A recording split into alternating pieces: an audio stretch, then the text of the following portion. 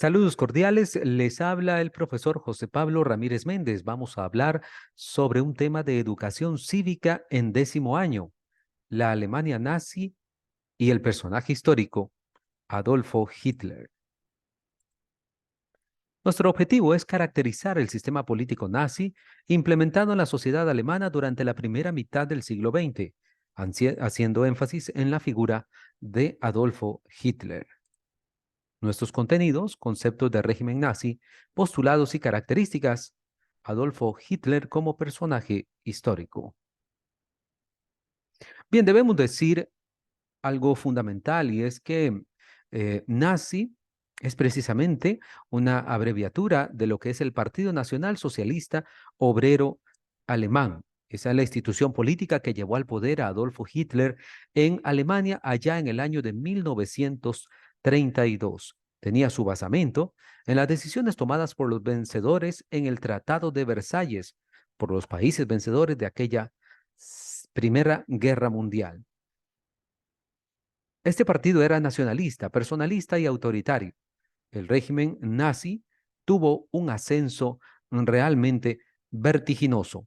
No podemos olvidar que estamos hablando de la posguerra, es decir, el periodo posterior a la Primera Guerra Mundial, donde Alemania no sale gananciosa y además no solamente sale derrotada, sino que pudiéramos decir que el Tratado de Versalles humilla a esa nación, endosándole prácticamente todas las costas y todas las pérdidas de aquel conflicto. Evidentemente, eso no gusta, no cayó bien en la población alemana y ahí había ya un caldo de cultivo para que se canalizara todo ese resentimiento y de pronto también esos deseos de reivindicaciones o de venganza incluso para algunos autores.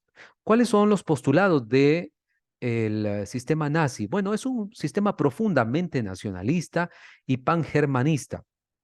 Se reconoce también como fascista. Es decir, estamos hablando de algo que es, si se quiere, inmaterial, que es la nación alemana, el espíritu alemán, la identidad alemana. Esos conceptos fueron muy utilizados por los líderes nazis, evidentemente por Adolfo Hitler, para tratar de llegar al corazón, a la emotividad, a la emoción de los ciudadanos y ciudadanas alemanes. Debemos decir que en esa tarea fueron realmente exitosos, habida cuenta de que una gran parte de la población alemana compró la idea de que pertenecían de alguna manera a una etnia superior.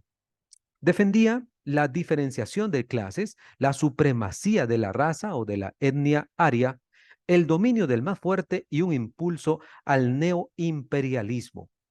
Vean esto que es algo bien interesante. El Estado tiene una connotación personalista y además se acepta como antisemita y antiminorías étnicas.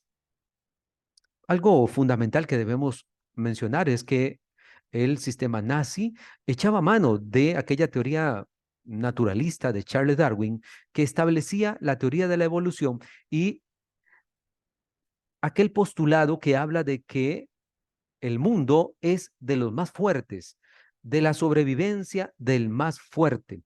Adolfo Hitler defendía ese postulado, lo hacía propio y lleva un postulado, digamos, naturalista al ámbito político para decir que la etnia aria era la más fuerte y que por tanto merecía de alguna manera dominar no solamente Alemania, Europa, sino el mundo entero.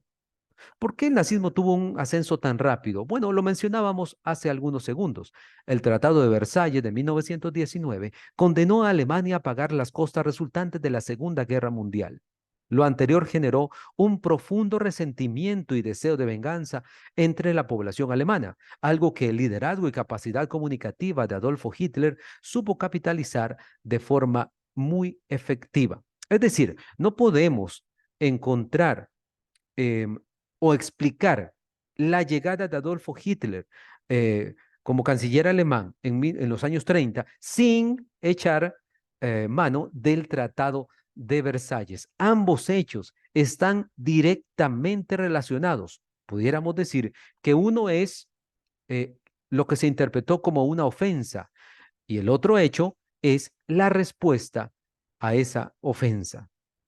¿Quién fue Adolfo Hitler? Bueno, es un personaje del cual se han escrito posiblemente cientos o miles de libros y biografías, unas autorizadas, otras oficiales. Hitler había nacido en Austria en 1889 y fue resultado de los eventos de aquella Primera Guerra Mundial. Algo interesante es que fungió como soldado y luego ascendió hasta los niveles más altos de la dirección político-militar de Alemania. Era un hombre polifacético, pintor, soldado, fue preso, líder obrero, político, orador, dictador y fue catalogado también como genocida, sobre todo después de aquel proceso de persecución y eliminación de los judíos en lo que se llamó los campos de concentración, algo que evidentemente es altísimamente condenable y es uno de los hechos que no quisiéramos vivir nuevamente. Se le conoce esto como el Holocausto judío. ¿Cuál era su propuesta política? Bueno, podemos decir que buena parte de sus ideas políticas las plasmó en su obra autobiográfica llamada Mein Kampf, Mi lucha, de 1926. Por cierto, que buena parte de esa obra la escribió en prisión. En el libro reveló una visión de la historia de la humanidad explícitamente nacionalista, darwinista social y antisemita. Abogó por la dictadura nacional, la expansión militar y la toma del espacio vital. Otro concepto que viene de las ciencias naturales, incluso de la geografía, tiene que ver con el espacio vital. Y para Adolfo Hitler y su proyecto nazi, pues el espacio vital era prácticamente todo el mundo. En algún momento de su libro hace una comparación, una analogía entre la sociedad humana y una colmena y menciona que en la colmena hay abeja reina, hay obreras, hay soldados y que la sociedad humana debería comportarse similar en tanto que la naturaleza así lo determinaba y que en ese sentido, pues no era extraño que la humanidad tuviese abeja reina, tuviese obreros y tuviese soldados, por ejemplo, que era una distribución, señalaba él, natural. Consecuencias del nazismo. Bueno, debemos señalar en forma muy general que sus postulados expansionistas, antisemitas e imperiales provocaron no solo la Segunda Guerra Mundial, sino la pérdida de millones de vidas humanas, el exilio de miles de personas y el cambio histórico del rumbo de la sociedad humana. Podemos decir que luego fue necesario legislar en función del respeto a los pueblos y a los derechos humanos.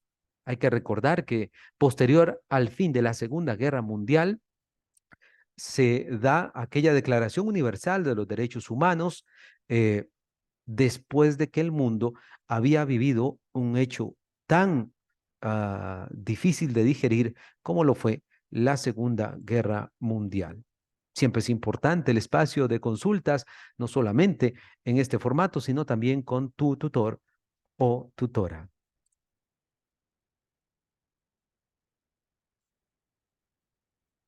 Les habló el profesor José Pablo Ramírez. Muchas gracias por su atención.